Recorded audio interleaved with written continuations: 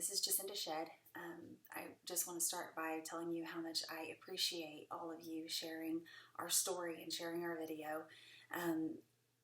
If I have to be completely honest about the situation, this is not something that I would ever want to make a video on. This is not fun for me. So I'm just going to try to break this down as much as possible and try to break it down over a couple of videos, because I know that sitting down and trying to watch a 30-minute video can be a little bit challenging. So these will be broken down. We've had some issues. This is a real estate transaction that has gone completely awry. I mean, it's just a nightmare. And I don't think that we're the only people that have ever had to deal with this. I think we're the only people who've had to deal with this much trouble with this many different entities. So it makes kind of a little bit of a legal quagmire of just crap.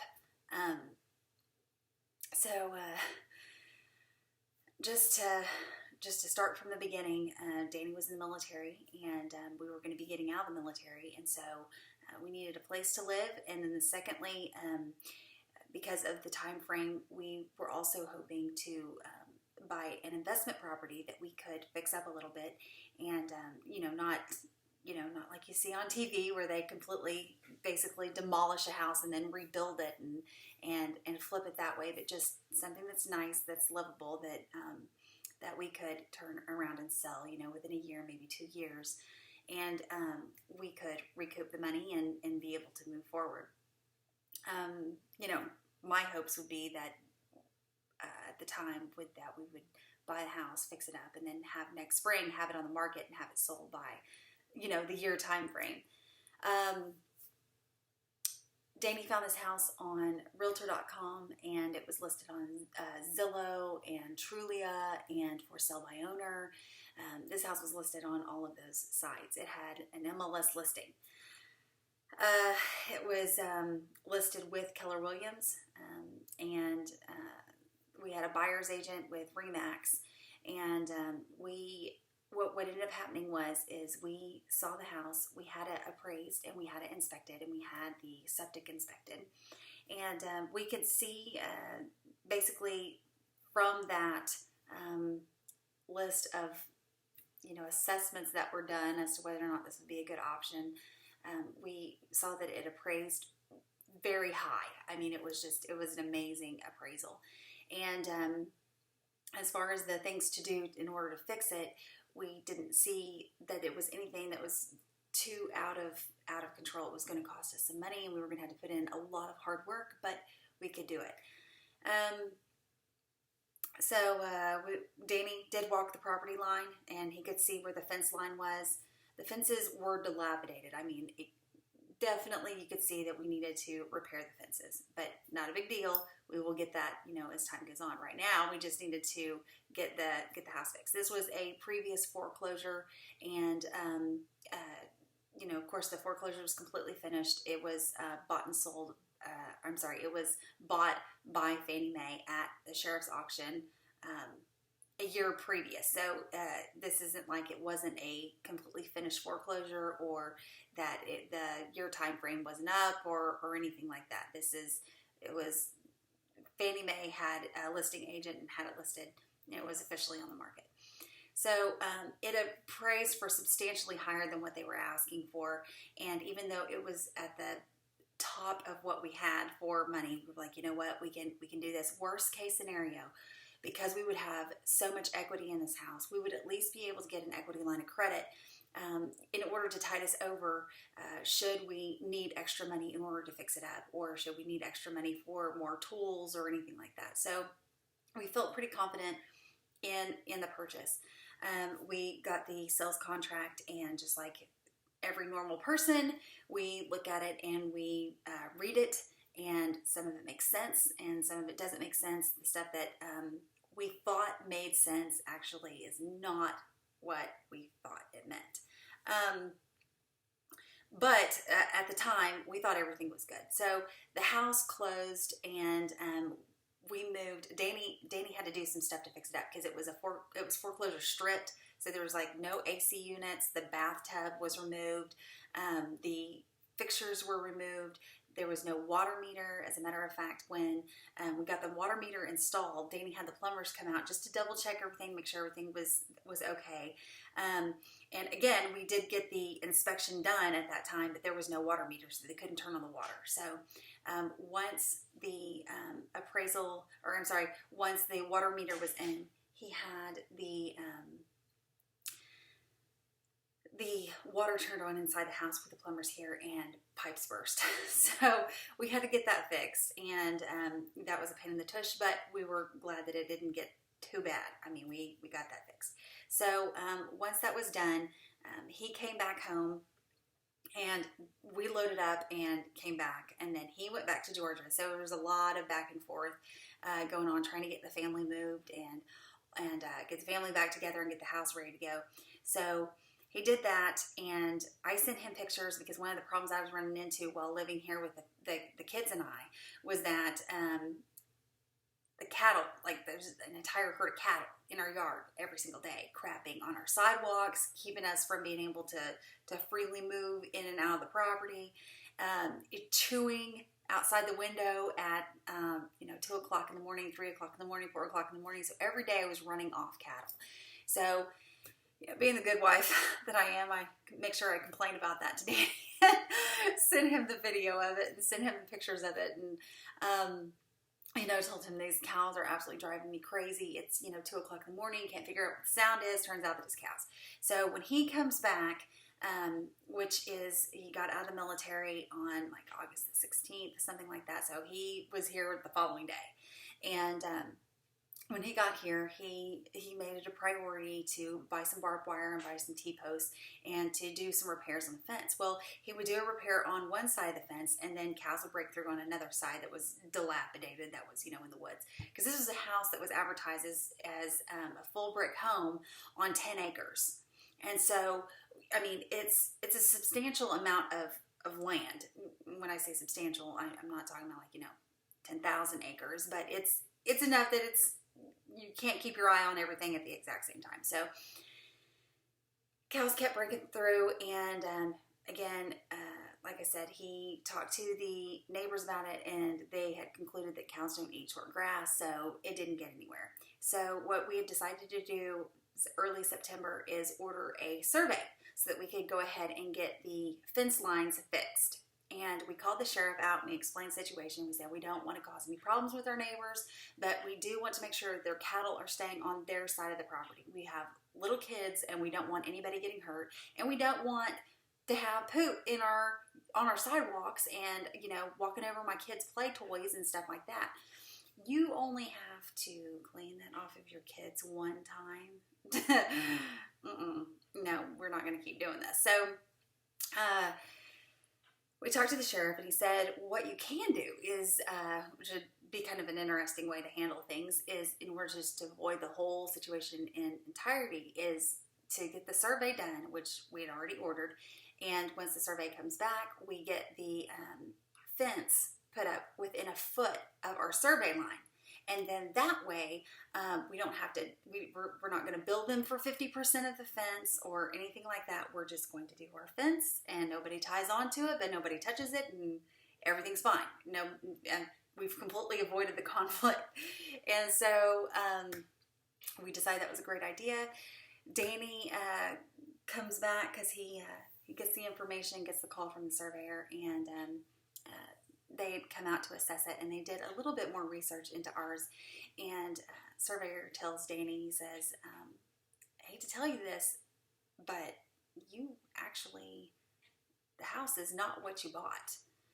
And Danny was like, what do you mean the house isn't what I bought? I have a residential contract. I have a deed here. And he says, yeah, that deed, that legal description is 200 yards to the north, and it's in a floodplain. So what you bought was actually 10 raw acres in a floodplain, and this legal description actually matches your neighbor's land, or their legal description. It's part of it. So Danny comes in my office and he tells me what's going on, and I'm just, I have really no idea what we even do at this point, because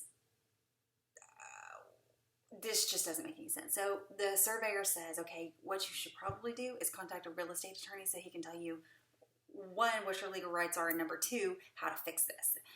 And so he contacts the real estate attorney and explains the situation, and they go ahead and they go looking, and it turns out that just as the surveyor had told us, we've got 10 acres in a floodplain, and we were sold a house that is on supposedly 10 acres, but turns out that's not at all what we were sold. And so the county assessor has the picture of the home. It's always been assessed. It's always been taxed on that 10 acres in a floodplain. But that house, the pictures of this house that we're living in, is on that is assessed on that 10 acres in a floodplain. But that's not where the house is located. They even have the longitude and latitude, which basically puts this house smack dab in the middle of a creek to our north. So unfortunately, like, this is just, Danny and I just cannot even believe that this is happening, right? So the real estate attorney tells us, he's like, okay, so the best way to handle this, because this could end up being just really bad. So he was like, just tell your neighbors what has happened and see if they'll go ahead and deed over their 7 acres, which is where this sits, where the house sits, is a 7-acre tract of land, and where your 10 acres is, just deed them. So we would be switching deeds. So we would be deeding them over our deed that we had bought, and they would be deeding us this where this house is. So now keep in mind, this house has been abandoned and foreclosed on. It was abandoned for 5 years. I mean, the water meter was removed in 2010. So nobody's been living here, and you know, that's what we bought. So so that's what we thought we bought anyway. So he goes over and he tries to explain that to them, and the owner, or the neighbor says, well, you know, that sounds good. We'll go ahead and we'll deed that over. And so Danny comes in and explains to me what happened, and I'm like, okay, that is fantastic, because that just could have gotten so bad, and I wouldn't even know where to begin with it. So we go back to the real estate attorney, and the real estate attorney draws up the deeds for us so that we can go ahead and change over the deeds. So a couple of weeks later, the neighbors come in, and they come up the drive, and Danny's like, man, I'm so glad you stopped by. You know, I've got those deeds ready. We just need to find out at a point in time that would be convenient for you, that we could meet someplace where we have a notary public and we can sign over the deeds so we can get that filed to court. Well, his wife was with him this time.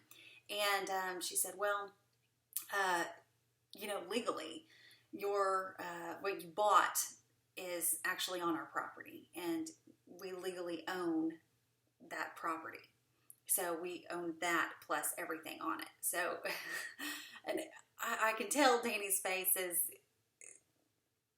they may not have caught it, but I certainly did, that he's about to lose it. I mean, he's not happy about the situation. So I'm like, okay, so wait a minute. You've decided that you don't want to deed this over. She said, no. She said, I want to know if you have title insurance. You need to let me know if you have title insurance. And so we had no idea whether or not we did or did not have title insurance. We don't know. And so she says, well, you know, check to see if you have title insurance. I said, okay, so what happens if we don't have title insurance? And she said, I don't know. You know, I really wish her daughter, which is a former attorney, was here to answer those questions. And so I was like, okay, so that's what we're going to do, is we're going to just figure this out, see if we have title insurance. So we go look. Sure enough, we have title insurance. And my husband tells her, you know, we have title insurance. You know, we're asking that you don't do this, that we don't go down this route, because this is not going to be good for anybody involved. And those words are just not even heeded. At that point in time, she had informed us, hey, you can stop paying your mortgage payments. Just stop paying them. Just completely stop paying them. Of course, we're sitting here thinking to ourselves, we don't have a mortgage on this thing. And even if we did have a mortgage on it, completely ruining our credit in order to appease you is not going to be what we're going to do. So that was kind of a really hard blow for us. But we confirmed it with our real estate agent, who told us, yeah, you know, it looks like on your HUD-1, it looks like you, or your HUD statement, you do have title insurance. So we went ahead and called the title company. We explained the whole situation. We sent over documents. And so we were told by the manager, yeah, this is a horrible situation. You know, what we're probably going to end up doing is going ahead and offering your neighbors money in order to switch the deeds. And should that fail, then we'll hire counsel in order to quiet the title, and then we'll do that on your behalf. And so we were like, well, you know, this is great. And then she told my husband, she says, well, you know, we'll go ahead and we'll reimburse you for the survey. So Danny and I are relieved, because even though this is a terrible situation, at least we're covered. At least this is like one thing we don't have to legally worry about, because worst case scenario, we get our money back for what we paid for. I mean, we're going to lose a little bit of money, but at least we're going to get our money back. So we go ahead and we explain to them, you know, this is what's going to happen. We explain to them the whole situation. We're like, you know, you have to understand, Danny just got out of the military. We just transitioned. We don't have, you know, income coming in like we used to when he was in the military. We have no job. We have no anything. We just got here. So this is going to be a huge strain on our family, and we even signed an owner occupancy agreement. So we have to live here for 1 year, or we get fined by Fannie Mae $10,000. So at this point in time, like, we're stuck. We can't do anything about anything anyway. So we explained that, and she said, okay, we'll pray about it. So I'm like, you know what, this is fantastic, because I mean, if they are ever going to pray about it, then we're good, because, you know, it's just some common sense, some very basic principles that we would think that they would abide by, but that's not what happened. So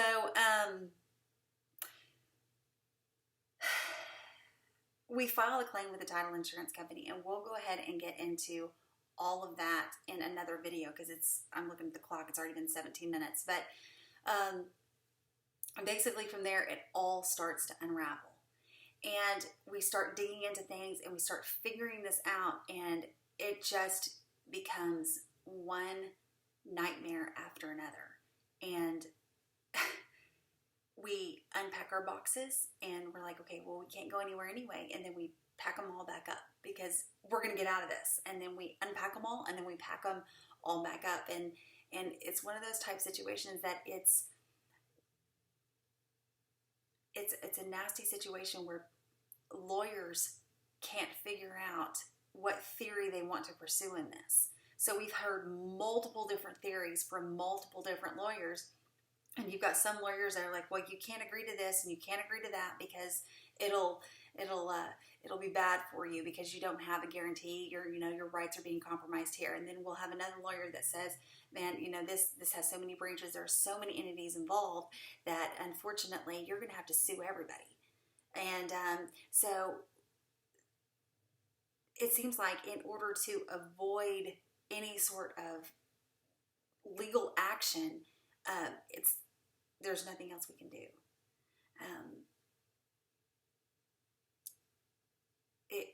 It's just everybody is stuck. Everybody is stuck trying to figure this out. And really, it all boils down to, you know, people have one theory where it's like, well, this is the neighbor's fault. Well, no, it's not the neighbor's fault. It's Fannie Mae's fault. Well, it's not Fannie Mae's fault. It's Chase Bank's fault. Well, it's not Chase Bank's fault. It's the foreclosing attorney's fault, because they didn't do something right. No, it's the title insurance company's fault. No, it's the title company's fault.